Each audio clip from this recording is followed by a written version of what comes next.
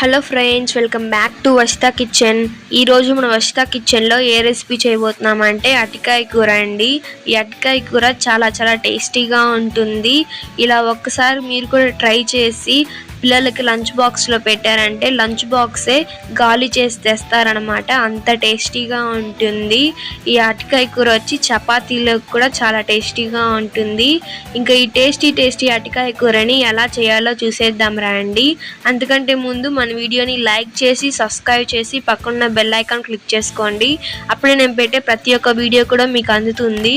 రండి ఇప్పుడు వీడియోలోకి వెళ్ళిపోదాం. ముందుగా ఇప్పుడు మనం అరటికాయని కట్ చేసుకోవాలి. దానికోసం 3 అరటికాయలను అయితే నేను ఇక్కడ తీసుకున్నాను. ఇప్పుడు అరటికాయ పైన ఉండే భాగాన్ని ఇలా నేను వీడియోలో చూపించిన విధంగా కట్ చేసుకోండి. ఇప్పుడు మనం అరటికాయ మీద ఉండే తొక్కుని తీసుకోవడానికి కటర్ ఉంటుంది కదా, దాంతో ఇలా నేను వీడియోలో చూపించిన విధంగా ఇలా కట్ చేసుకోండి. చూసారా, ఇలా మొత్తాన్ని కూడా ఇలా పీల్ తీసుకోండి. చూసారా, ఇలా బాగా కట్ చేసుకున్న తర్వాత అందరూ రౌండ్గా కట్ చేస్తారు కదా అరటికాయని, ఒకసారి ఇలా కట్ చేయండి. ఇలా సైడ్గా పెట్టుకొని అరటికాయని ఇలా కట్ చేసుకోండి. ఇలా కట్ చేయటం వల్ల ఏంటంటే మనకి అరటికాయ వచ్చి అరటికాయలాగా కాకుండా ఫిష్ ముక్కల్లాగా ఉంటాయన్నమాట. ఇలా అలాగే రౌండ్గా మధ్యలో నేను వీడియోలో చూపించిన విధంగా ఇలా కట్ చేసుకున్నారంటే అచ్చం ఫిష్ ముక్కల్లానే ఉంటాయి. ఇప్పుడు ఇదే విధంగా అన్నిటిని కూడా కట్ చేసుకోవాలి. చూసారా, నేను మొత్తాన్ని కూడా నీట్గా కట్ చేసేసుకున్నాను. ఇప్పుడు గిన్నెలో వాటర్ తీసుకొని మనం కట్ చేసి పెట్టుకున్న అరటికాయలని ఇందులో వేసేసుకోండి. ఇప్పుడు ఒకసారి బాగా మిక్స్ చేసేసి తీసి పక్కన పెట్టుకుందాము.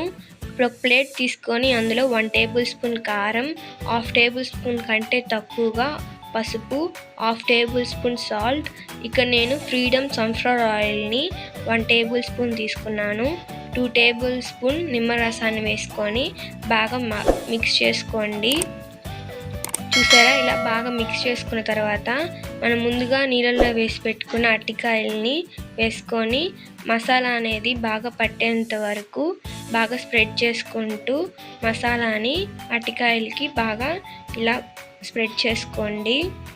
ఇదే విధంగా అన్ని అరటికాయలకు కూడా మసాలా అనేది బాగా స్ప్రెడ్ చేసుకోండి.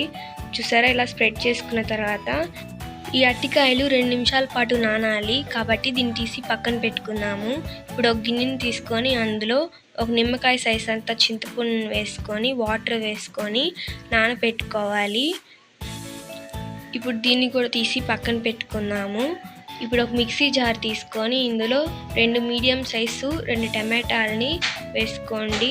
1/2 టేబుల్ స్పూన్ జీలకర్ర వేసుకొని బాగా మెత్తగా గ్రైండ్ చేసి తీసుకోండి. చూసారా, ఈ విధంగా బాగా మెత్తగా గ్రైండ్ చేసి తీసుకోండి. ఇలా బాగా గ్రైండ్ చేసుకున్న తర్వాత దీన్ని కూడా తీసి పక్కన పెట్టుకున్నాము. ఇప్పుడు స్టవ్ వెలిగించుకొని ప్యాన్ పెట్టుకోండి. ప్యాన్లో డీప్ ఫ్రైకి సరిపోయేంతగా ఆయిల్ వేసుకోండి. ఆయిల్ హీట్ ఎక్కిన తర్వాత మనం ముందుగా అరటికాయలకి మసాలా పూసుకొని నానబెట్టుకున్నాం కదా, అరటికాయల్ని ఒక్కొక్కటిగా వేసుకోండి. నిమిషం పాటు అరటికాయలు అనేది వేయించుకోవాలి. చూసారా, 1 నిమిషం తర్వాత అరటికాయల్ని ఇలా తిప్పుకోవాలన్నమాట. చూసారా, చిన్నగా వెనక్కి తిప్పుకోండి. చిన్నగా తిప్పుకోండి, లేకపోతే ఇరిగిపోతాయి. ఇలా అన్నిటిని కూడా తిప్పిన తర్వాత వేయించుకోవాలి. 1 నిమిషం పాటు వేయించుకున్న తర్వాత ఇప్పుడు ఆయిల్ ఏం లేకుండా అరటికాయల్ని ఒక ప్లేట్లోకి తీసేసుకోండి. చూసారా, అరటికాయలు అన్నిటినీ కూడా ఇలా వేయించుకోండి. ఇవన్నీ కూడా వేగేందుకు 2 నిమిషాల పాటు పడుతుంది అంతే. ఇప్పుడు అదే ఆయిల్లోనే అల్లంని వెల్లుల్లిపాయల్ని చిన్నగా కట్ చేసుకొని 1/2 టేబుల్ స్పూన్ వేసుకోండి.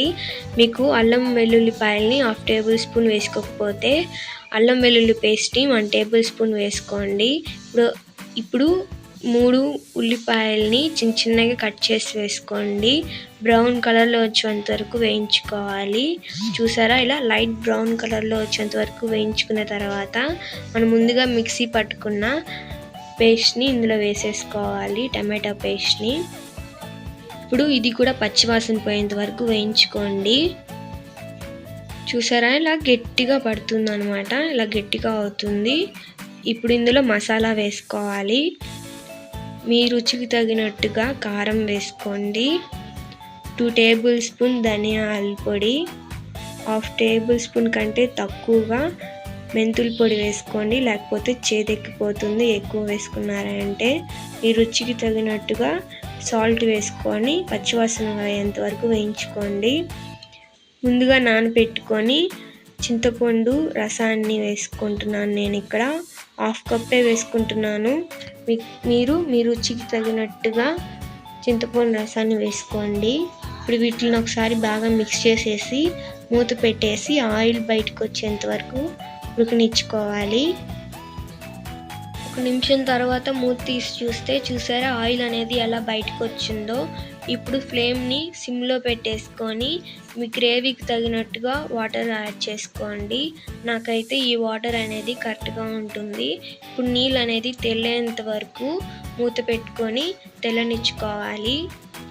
ఇప్పుడు మూత తీసి చూసారా నీళ్ళు అనేవి ఎలా తెల్లుతున్నాయో.